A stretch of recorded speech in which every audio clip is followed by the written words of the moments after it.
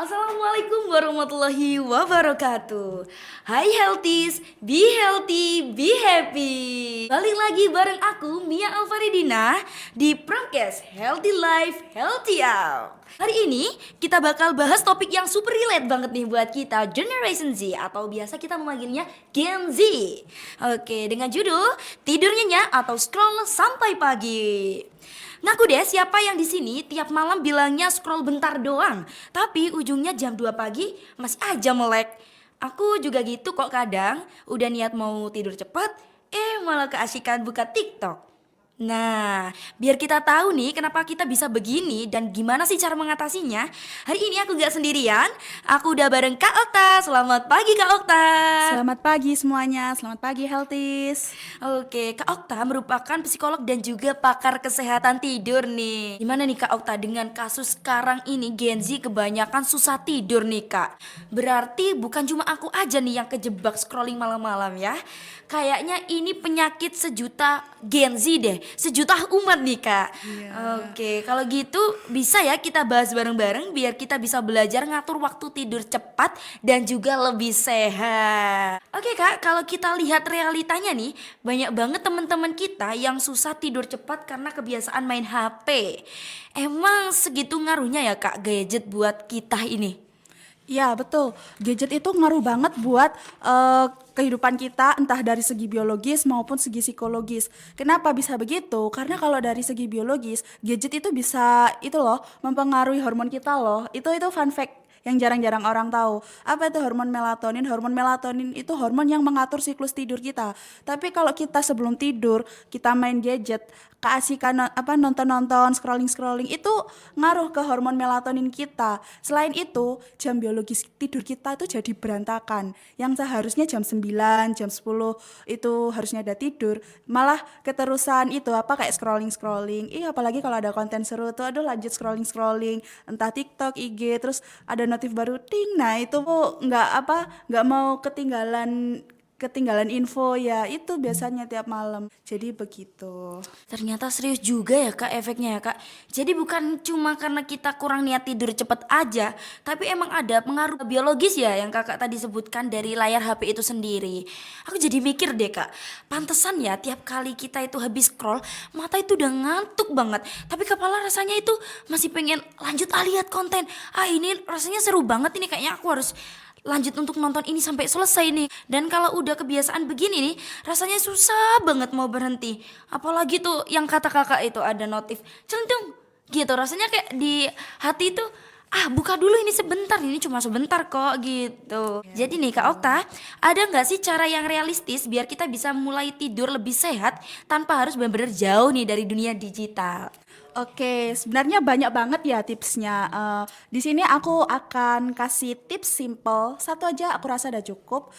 Di sini aku ngenalin ke teman-teman semua yaitu digital sunset. Apa itu digital sunset? Digital sunset itu kegiatan yang membuat kita jauh dari layar HP. Maksudnya gini, kita sebelum tidur kalau bisa kita melakukan aktivitas lain selain aktivitas gadget ya yang kayak scrolling-scrolling. Kita bisa melakukan banyak aktivitas ringan seperti membaca buku, journaling atau dengerin musik ringan kayak lo-fi, tahu kan? Ya, itu cukup membantu. Jadi kita apa-apa nggak tergantung HP, dikit-dikit HP, ini itu HP. Jadi sebelum tidur kita bisa melakukan aktivitas ringan tersebut. Oh gitu ya Kak, jadi digital sunset ya Kak. Itu kan konsepnya keren banget sih Kak.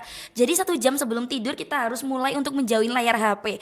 Aku jadi keinget deh Kak, mungkin bisa diganti dengan hal-hal yang lebih tenang seperti yang Kakak sebutin tadi. Aku lebih tertarik itu sih Kak, kita mendengarkan musik, aduh kayaknya kita lagi di salon, lagi treatment gitu. Rasanya ngantuknya itu lebih cepet ya Kak ya. Iya, betul. Dan soal HP dijauhkan dari tempat tidur tuh Kak, aku setuju banget sih Kak. Soalnya kalau HP masih menyala, HP masih di tangan itu pasti ada aja alasan buat cek terakhir, aduh siapa tahu ada yang WA nih, siapa tahu ada notif lagi yang masuk nih. Aku rasa kebiasaan kecil ini bisa berdampak besar banget kalau kita dilakuinnya secara rutin nih healthies. Jadi bukan anti gadget ya kita ini, tapi kita tahu lah waktunya untuk berhenti itu kapan. Aku bakal langsung coba digital sunset challenge dari kakak. Kalau ngomongin soal bantuan tidur, sekarang kan banyak banget aplikasi yang kayak Sleep Zone, White Noise atau mindful breathing gitu.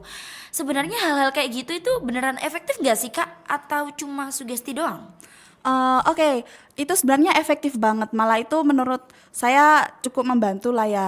Asalkan setelah mendengarkan kayak musik-musik kayak apa white noise dan lain-lain itu setelah mendengarkan itu jangan lanjut scrolling. Jadi setelah mendengarkan itu ya sudah HP-nya dimatikan langsung tidur karena kalau lanjut apa scrolling ya sama aja nggak berguna percuma kalau kita mendengarkan kayak lagu-lagu kayak lo-fi gitu yang bikin ngantuk terus lanjut scrolling ya nggak ngefek. Jadi begitu.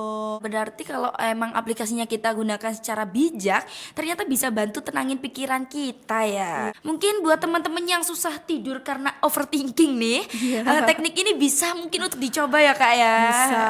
Nah oke Kak Okta, sebelum kita tutup, aku pengen nanya nih, saya sebagai mahasiswa promosi kesehatan nih Kak, aku dan teman-teman tuh sering banget temuin kasus insomnia di kampus nih, entah karena tugas, overthinking, atau emang terlalu sering main HP nih Kak. Menurut Kak Okta, gimana sih cara kami sebagai mahasiswa promosi kesehatan bisa bantu ngatasin masalah kayak gini di lingkungan kampus nih Kak? Kan teman-teman Promkes tuh dikenal jago dalam mengedukasi.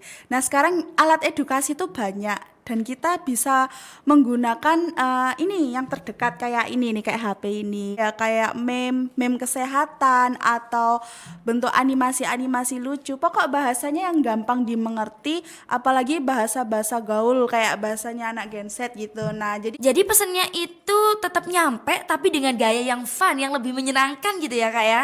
Baik teman-teman semua, wah obrolan hari ini benar-benar seru banget dan penuh insight nih. Terima kasih Kak Okta udah sharing ilmunya dan juga tipsnya nih. Buat healthy semua, ingat ya, tidur itu bukan kemewahan tapi keharusan dan juga kebutuhan. Matikan handphone dengan cepat dan kasih tubuh kita waktu untuk istirahat yang lebih tenang. Aku Mia Alfadidina pamit dari Promkes. Healthy life, healthy up. Sampai ketemu di episode selanjutnya. Be healthy, be happy. Wassalamualaikum warahmatullahi wabarakatuh.